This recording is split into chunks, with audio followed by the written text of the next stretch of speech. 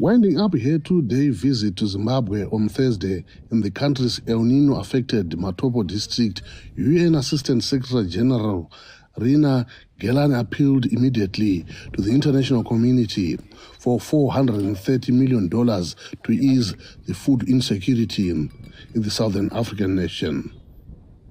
Gelane, who is also the UN Climate Crisis Coordinator for the El Niño response, told VOA that most of the countries feeling the effects of the climate change did not cause it.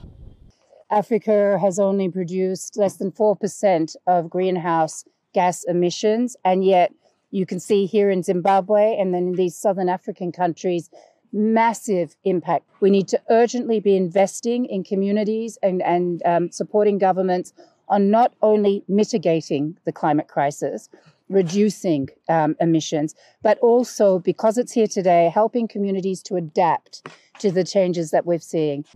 The naturally occurring El Niño climate pattern has affected southern African countries for decades, but the droughts have been coming more often and with greater intensity in recent years as global temperatures rise.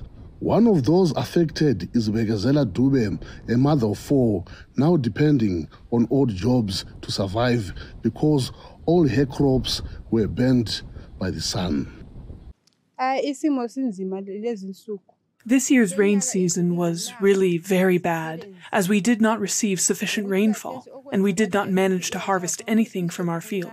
Even watermelons failed to grow.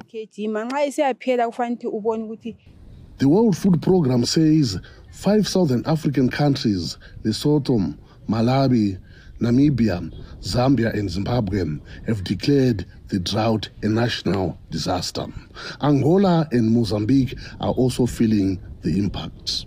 People are talking about a drought that's more severe than they've seen in 40 years in the country. But we're seeing similar things play out across an additional 6 countries in southern Africa, where 27 million people are facing hunger this year because of the El Niño situation.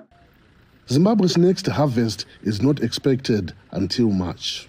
Obey Chaputsira, a Matopo district coordinator, says Zimbabwe's government is trying to limit the effects of the drought in his district, where 45,000 people are getting free grain and throughout the country. We have also embarked on the program of drilling bores, because most of our bores, they are seasonal in the district, so most of them are starting to dry up. We have a comparative advantage that we have a lot of sand in our rivers, so we are extracting water from that sand and coming up with piped water schemes.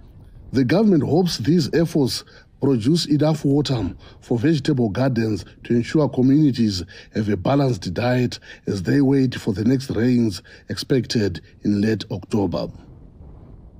Columbus Mavhunga, VOA News, Matopo, Zimbabwe.